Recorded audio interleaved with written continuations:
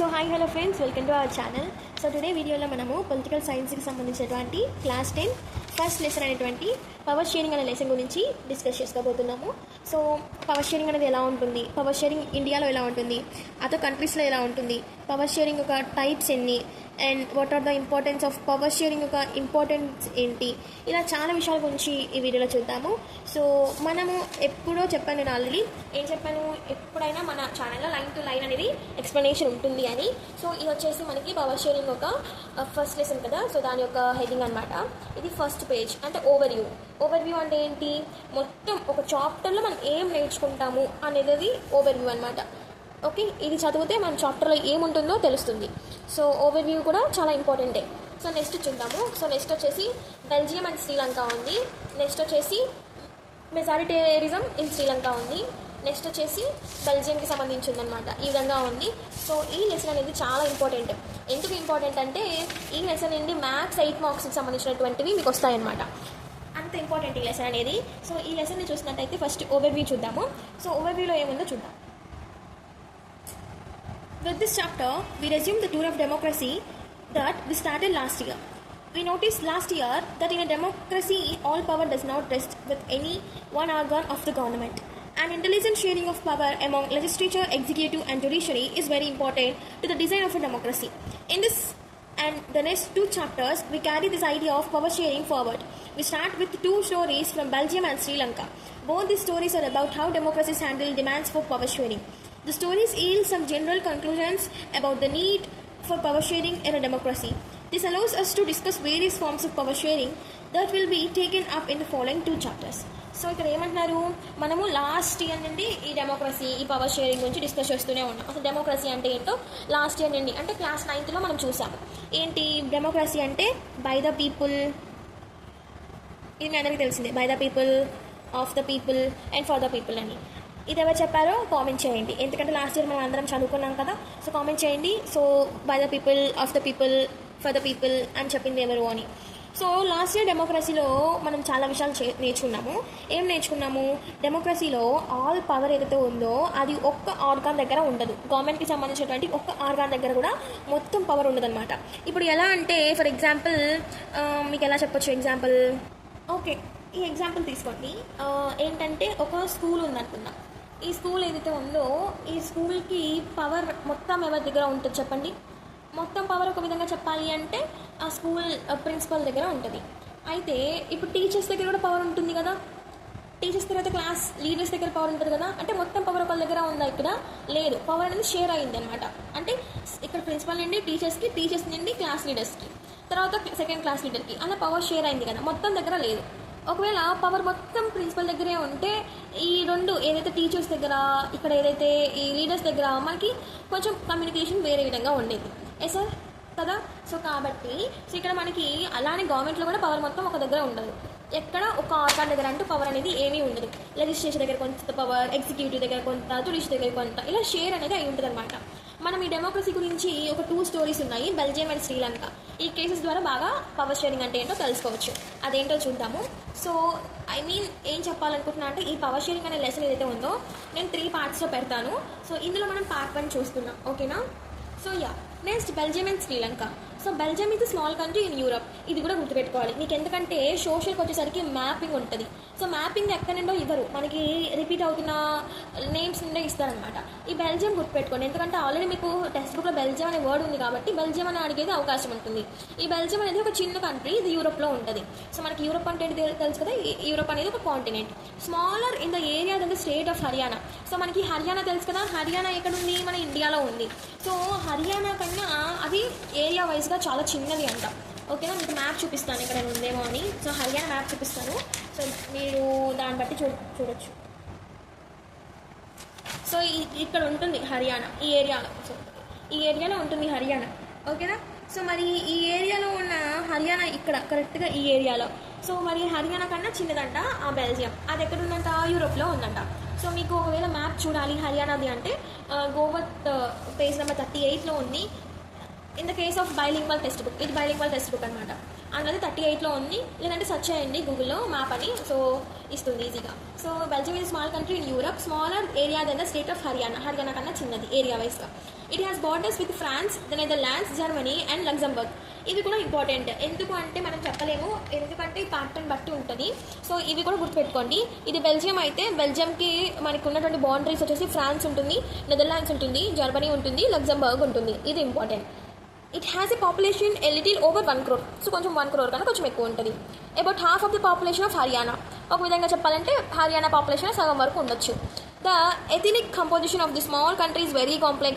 Of a country its total population is 59% lives in the Flemish region. ఇది చూడడానికి హర్యానా కన్నా చిన్నదంటున్నా. హర్యానా ఎంత ఉందండి? చాలా చిన్నగా ఉంది. హర్యానా కన్నా చిన్నదంటే జస్ట్ ఇమాజిన్ యువర్ సెల్ఫ్ ఎంత చిన్నదో. కానీ ఇక్కడ ఉన్నటువంటి పీపుల్లో వచ్చినటువంటి ఆ కంపోజిషన్ ఏదైతే ఉందో అది వెరీ కాంప్లెక్స్గా ఉందన్నమాట. వెరీ కాంప్లెక్స్ అనేది మీకు ఇప్పుడు అర్థం కాదు, నేను చెప్తాను ఎలానో. ఇప్పుడు చూడండి, ఒక బెల్జియం అనుకుందాం, ఇది ఈ ఏరియా బెల్జియం. సో ఇది చాలా చిన్నది, ఇంకా హర్యానా కన్నా చిన్నదంటే ఇంకా దీనికన్నా చిన్నగా ఉండాలి, బట్ ఇలా అనుకుందాం. ఇందులో 59% ఎవరు ఉన్నారంట? ఫ్లెమిష్ రీజన్కి సంబంధించిన పీపుల్ ఉన్నారంట. వాళ్ళు ఏం మాట్లాడతారంట? డచ్ మాట్లాడతారంట. Okay, 59% lives in the Flemish region and speaks the Dutch language. So ఇక్కడ వరకు ఉన్నారు అనుకుందాం. ఒక 59% వాళ్ళు ఏం మాట్లాడతారు? డచ్ మాట్లాడతారు. ఏ రీజన్లో ఉన్నారు? ఫ్లెమిష్ రీజన్లో ఉన్నారు. ఇది ఒక పాయింట్. నెక్స్ట్ ఏంటి? Another 40% people live in Wallonia region. So something Wallonia region ఉంది అనుకుందాం. ఈ వెలోనియా రీజన్లో మిగతా వాళ్ళు ఉంటారంట. ఎంత? 40% ఉంటారంట. సో వీళ్ళు ఏం మాట్లాడతారంట? ఫ్రెంచ్ మాట్లాడతారంట. Okay, remaining 1% Belgian speak German. So ఇంకా మనకి ఇక్కడ ఎంత ఉంది? 39 ఉంది, 40 ఉంది. అంటే మొత్తం మీద మనకి ఎంత వచ్చింది? 79 దాకా వచ్చింది కదా. సారీ, ఇది 59 అంటే మొత్తం 99 వరకు వచ్చింది కదా. సో 99 అంటే ఎంత? ఇంకా 1% ఉన్నారు కదా. ఆ 1% వాళ్ళు ఏం చేస్తారంట? బెల్జియన్స్ జర్మన్ మాట్లాడతారంట. అంటే వాళ్ళు ఒక బెల్జియం దేశంలో ఉన్నారు, బెల్జియం అనే కంట్రీలో ఉన్నారు. కానీ వాళ్ళు స్పీకింగ్స్ చూడండి, ఒకరు డచ్ మాట్లాడతారు, ఒకరు జర్మన్ మాట్లాడతారు, ఒకరు వచ్చేసి ఏం మాట్లాడతారు? ఫ్రెంచ్ మాట్లాడతారు. సో మొత్తం మనకి 100% అనుకుంటే జస్ట్ ఇమాజిన్ వీ హ్యావ్ 100%. అందులో 59% ఒక విధంగా ఉంటారు, 40% ఒక విధంగా ఉంటారు, 1% ఒక విధంగా ఉంటారు. ఈ 59% వాళ్ళు ఎవరని ఇక్కడ లెక్క? ఫ్లెమిష్ రీజన్లో ఉన్నటువంటి డచ్ మాట్లాడేవాళ్ళు.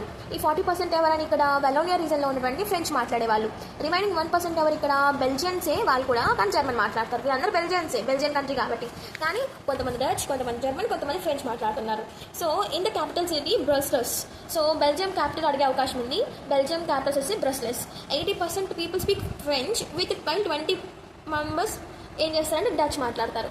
వావ్, మీకు అర్థమైంది అసలు? ఇక్కడ పాయింట్ చూసారా? మీరు చాలా క్లారిటీగా ఉండాలి ఈ పొలిటికల్ సైన్స్ విషయంలో మాత్రం. ఇక్కడ నేను క్లారిటీగా ఎక్స్ప్లెయిన్ చేయడానికి ట్రై చేస్తాను చూడండి.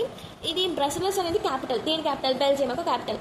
అందులో 80% ఫ్రెంచ్ మాట్లాడతారంట. అర్థమైందా? 20% డచ్ మాట్లాడతారంట. దేంట్లో? క్యాపిటల్ సిటీలో. ఓకే, ఇంతవరకు క్లారిటీ వచ్చింది. ఇప్పుడు చూడండి, పైన ఎక్కువ ఎవరు మాట్లాడతారు? 59% అంటే ఎక్కువ ఎవరు మాట్లాడతారు? డచ్ మాట్లాడతారు. ఇక్కడ 40% అంటే ఎక్కడ ఏం మాట్లాడుతున్నారు? ఫ్రెంచ్ మాట్లాడుతున్నారు. కానీ క్యాపిటల్ సిటీలో ఎక్కువ ఎవరు మాట్లాడే వాళ్ళు ఉన్నారు? ఫ్రెంచ్ మాట్లాడే వాళ్ళు ఉన్నారు. 20% డచ్ మాట్లాడే వాళ్ళు ఉన్నారు. రిమైనింగ్ పార్ట్లో ఒకలాగా ఉంది, క్యాపిటల్లో రివర్స్లో ఉంది. ఓకే, ఇక్కడేమో మనకి డచ్ మాట్లాడే వాళ్ళు ఎక్కువగా ఉంటే క్యాపిటల్ సిటీలో డచ్ మాట్లాడే వాళ్ళు 20% ఉన్నారు. ఇక్కడ ఫ్రెంచ్ మాట్లాడే వాళ్ళు ఓన్లీ 40% ఉంటే క్యాపిటల్ సిటీలో 80% ఉన్నారు. ఇది అర్థం చేసుకోండి, చదవండి. ఓకే, రివిజన్ చేస్తే ఈ యొక్క నెంబర్స్ కూడా గుర్తుంటాయి అన్నమాట. ఏది ఎంత అనేది కూడా ఇంపార్టెంట్. మనం ప్రజెంట్ చేసేటప్పుడు ఇలా నెంబర్స్తో, డేటాతో ప్రజెంట్ చేసినప్పుడు మనకి గుడ్ ఇంప్రెషన్ వస్తుంది. సో దాని ద్వారా మీరు ఈజీగా అయిపోతారు. So the minority French speaking community was relative rich and powerful. So ఏమైంది? ఫ్రెంచ్ మాట్లాడే వాళ్ళు మొత్తం మీద చూసుకుంటే క్యాపిటల్ సిటీలో కాకుండా ఇక్కడ తక్కువ ఉన్నారు. కానీ ఫ్రెంచ్ మాట్లాడే వాళ్ళు క్యాపిటల్ సిటీలో ఎక్కువగా ఉన్నారు. సో మొత్తం మీద ఇక్కడ మైనారిటీగానే ఉన్నారు. క్యాపిటల్ సిటీలో తప్ప మిగతా చూస్తే చాలా తక్కువ మంది ఉన్నారు ఫ్రెంచ్ మాట్లాడే వాళ్ళు. అయితే వాళ్ళు తక్కువ అయినప్పటికీ, మైనారిటీలో ఉన్నప్పటికీ they are rich and powerful.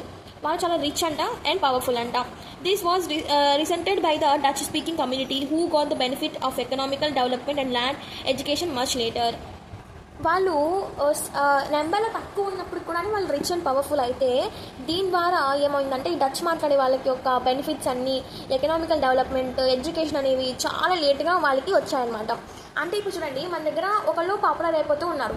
ఎవరైనా వాళ్ళే పట్టించుకుంటే ఏమవుద్ది? వాళ్ళే పాపులర్ అవుతారు తప్ప పక్కన వాళ్ళు అవ్వరు కదా. అలానే వీళ్ళు ఏం చేశారంటే ఈ ఫ్రెంచ్ వాళ్ళే ఎక్కువ అయిపోయారు అనమాట. ఎందుకంటే వాళ్ళు రిచ్ ఉన్నారు, పవర్ఫుల్ ఉన్నారు తక్కువ ఉన్నప్పటికి కూడా. అందుకని ఏం చేశారు, ఇంకా ఫ్రెంచ్ వాళ్ళని పట్టించుకున్నారు. ఈ డచ్ వాళ్ళని పట్టించుకోపోయేసరికి వాళ్ళు అన్ని ఎడ్యుకేషన్ కానివ్వండి, ఈ యొక్క డెవలప్మెంట్ కానివ్వండి, ఇవన్నీ చాలా లేట్గా జరిగాయి అనమాట. This led to the tensions between Dutch speaking and French speaking communities during 1950s and 1960s. So మీకు నేను ఆల్రెడీ చెప్పాను ఇలా ఈ డేట్స్ కూడా గుర్తుపెట్టుకోండి అని, ఎందుకంటే ఎప్పటికైనా ఉపయోగంగానే ఉంటుంది. సో నెక్స్ట్ ఏంటి, 1950s 1960sలో చాలా ఏం జరిగిందంటే టెన్షన్స్కి గురైందనమాట. టెన్షన్స్ అంటే ఒక విధంగా చెప్పాలంటే ఒక వార్ లాగా అనిపించేసింది. The tensions between two communities more acute in Brussels. So ఈ బ్రస్లెస్ అనేది ఏంటి, క్యాపిటల్లో చాలా ఎక్కువగా ఉందంట, చాలా అంటే చాలా ఎక్కువగా. సో నెక్స్ట్ వచ్చేసి బ్రస్లెస్ presented a special program. The Dutch speaking people constituted a majority in the country but minority in the capital. అంతే కదా, డచ్ స్పీకింగ్ అనే వాళ్ళు ఏమయ్యారు, వాళ్ళు ఎక్కువగా ఉన్నారు, మెజారిటీగా ఉన్నారు ఇక్కడ కంట్రీలో చూస్తే, కానీ క్యాపిటల్లో చూస్తే వాళ్ళు తక్కువగా ఉన్నారు. ఇది గుర్తుపెట్టుకోండి, ఒక్క లైన్ చదివితే మీకు ఇక్కడ చదవాల్సినంత అర్థమవుతుంది. సో నెక్స్ట్ ఏంటి, let us compare to the situation in other country. So ఇప్పుడు మనము ఇంకొక కంట్రీలో సిచ్యువేషన్ని చూద్దాము. సో మీకు ఇక్కడ చూపిస్తున్నాను కదండి, ఇది మనకు వచ్చేసి ఇందాకే చూపించాల్సింది, బట్ ఇది బెల్జియం మ్యాప్ అనమాట.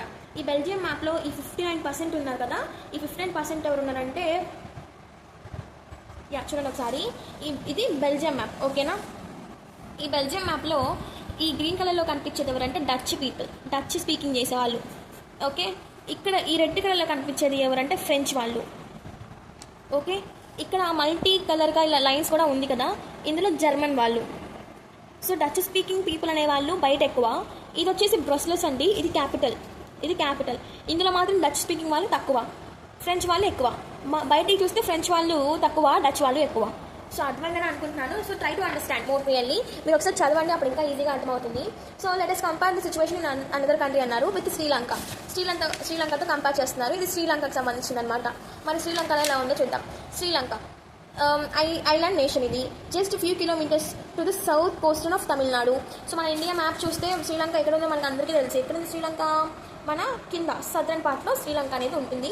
సో నేను మీకు మ్యాప్ చూపిస్తాను. సో ఇదిగోండి, ఇక్కడ శ్రీలంక ఉంటుంది, ఇది ఇండియా మ్యాప్ అయితే ఇక్కడ శ్రీలంక అనేది ఉంటుంది, okay. South part of our nation. Next ఏంటి, it has about 2 crore people అన్నారు, about the same as in Haryana. So హర్యానాలో ఎలా అయితే 2 crore people ఉన్నారు, సేమ్ ఇక్కడ కూడా అలానే ఉన్నారు. Like other nations in South Asia region, Sri Lanka has diverse population. The major social groups are Sinhala speakers. Sinhala మాట్లాడేవారు 74% ఉన్నారంట. తమిళ్ స్పీకర్స్ 18% ఉన్నారంట. అమంగ్ తమిళ్స్, ఈ తమిళ్ స్పీకర్స్ 18% కదా, ఈ తమిళ్స్లో దిర్ ఆర్ 2 సబ్ గ్రూప్స్ ఉన్నాయంట. తమిళ్ నేటివ్స్ మాట్లాడేవాళ్ళు, అంటే Tamil natives of the country called Sri Lankan Tamils. అంటే శ్రీలంకలోనే ఉండి శ్రీలంకలోనే పెరిగి కానీ తమిళ్ మాట్లాడేవాళ్ళు, వాళ్ళని శ్రీలంకన్ తమిళ్స్ అంటారు. ఈ 18%లో 13% వాళ్ళు ఉన్నారంట. The rest of whose 4 fathers came in the India plantation workers during colonial period are called Indian Tamils. So Indian Tamils కూడా ఉన్నారంట, శ్రీలంకన్ తమిళ్స్ ఉన్నారంట, ఇండియన్ తమిళ్స్ ఉన్నారంట. As you can see from the map, Sri Lanka Tamils are concentrated in north and east of the country. Most of the Sinhala speaking people are Buddhist. So మనం చూసుకున్నట్టయితే శ్రీలంకన్ తమిళ్స్ అనేవాళ్ళు north east పార్ట్లో ఉన్నారంట. So ఈ పార్ట్లో, నార్త్ ఈస్ట్ పార్ట్ అంటే ఈ పార్ట్లో శ్రీలంకన్ తమిళ్స్ ఉన్నారు ఎక్కువగా. సిన్హాలా పీపుల్ వీళ్ళందరూ, ఈ ఎల్లో కలర్ పార్ట్ అంటే సిన్హాలా పీపుల్, అంటే సిన్హాలా భాష మాట్లాడేవారు. శ్రీలంకన్ తమిళ్స్ వచ్చేసి ఇక్కడ ఉన్నారు, ఇండియన్ తమిళ్స్ వచ్చేసి ఈ ఏరియాలో ఉన్నారు. సో ముస్లిం కమ్యూనిటీస్ అనేది రౌండ్గా కనిపిస్తుంది కదా, అక్కడ ఉన్నారు. అంటే శ్రీలంకలో కూడా చాలా విధాలుగా డివైడ్ చేసేసారు కదా. ఈ సిన్హాలా అనే వాళ్ళు ఎక్కువ ఏం మాట్లాడతారు అంటే బుద్ధిస్ట్ మాట్లాడతారు. While other Tamil Hindus or Muslims, they are about 7% Christians who both Tamil and Sinhala. So 7% Tamil మాట్లాడతారు, సింహాలా మాట్లాడతారు. సో ఇలా ఉంది. మీరు ఒకసారి చదివితే డేటా పక్కన రాసుకోండి. ఆ డేటాని మీరు పక్కన రాసుకున్నారు అనుకోండి, మీకు ఈజీగా ఉంటుంది. Just imagine what could happy in the situations like this. In Belgium, the Dutch community could take advantage of this numerical majority and force its own on the French and German speaking population. This would push the conflict among communities further. This could lead to a very messy partition of the country. Both the sides would claim control over Brussels. In Sri Lanka, the Sinhala community enjoyed an even bigger majority and could impose it will on the entire country. Now, let us look at what happened in both countries. Both these countries, ఈ countries రెండింటిలో ఏమైందో చూద్దాము అంటున్నారు. So మొత్తం మీద ఇక్కడ ఏమవుతుంది, ఇలాంటి పరిస్థితుల్లో మనకి ఏం జరుగుతుందో చెప్పడం చాలా కష్టం అని చెప్తున్నారు. అయితే బెల్జియంలో డచ్ మాట్లాడే వాళ్ళు చాలా ఎక్కువగా ఉన్నారు. వాళ్ళు ఏం చేయొచ్చు, ఎక్కువగా ఉన్నారు కాబట్టి ప్రొటెస్ట్ చేసో ఏదో చేసి వాళ్ళ వైపు తిప్పుకోవచ్చు. అయితే మరి తమ ఇష్టాన్ని ఫ్రెంచ్ అండ్ జర్మన్ భాష మీద మనం ఏమీ ఫోర్స్ చేయలేం కదా. సో కాబట్టి ఇక్కడ ఏం చేశారు, వాళ్ళు వాళ్ళ యొక్క వచ్చేటువంటి సిచ్యువేషన్ని ఎలా మార్చుకున్నారు. శ్రీలంకలో సింహాల వాళ్ళు చెప్పలేనంత హైలో ఉన్నారు, 72% దాకా వాళ్ళే ఉన్నారు. మరి చివరికి ఏమైంది 2 కంట్రీస్లో అనేది ఈ కాన్సెప్ట్ అనమాట. ఎలా పవర్ని షేర్ చేసుకున్నారు అనేది. సో ఇది పార్ట్ 1 వీడియో. సో పార్ట్ 2 వీడియోలో మెజారిటేరిజం ఇన్ శ్రీలంక చూద్దాము, అలానే అకామిడేషన్ ఇన్ బెల్జియం చూద్దాము. అండ్ నెక్స్ట్ వచ్చేసి పార్ట్ 2 వీడియోలో మనం చూడబోయేది వచ్చేసి ఫార్మ్స్ ఆఫ్ పవర్ షేరింగ్. ఇంతవరకు పార్ట్ 2 వీడియోలో చూద్దాము. పార్ట్ 3 వీడియోలో ఇంకా రిమైనింగ్ పార్ట్ చూద్దాము. So this is all about this video అండి. సో ఈ వీడియో మీకు నచ్చితే లైక్ చేయండి అండ్ 1 సెకండ్ మీరు ఒకసారి చదవడానికి ప్రయత్నించండి, ఓకేనా. మనం ఇంతవరకు చదివాము, ఈరోజు ఎంతవరకు చదివామో అంతవరకు ఒకసారి రిమెంబర్ చేసుకోండి, ఒకసారి రివిజన్ చేసుకోండి. So this is all about this video. Tomorrow వీడియోలో majoritarianism in Sri Lanka and accommodation in Belgium చూసేస్తే టైప్స్ ఆఫ్ పవర్ షేరింగ్ అనేది పార్ట్ 3 వీడియోలో చూసేద్దాం. So thank you watching for this video.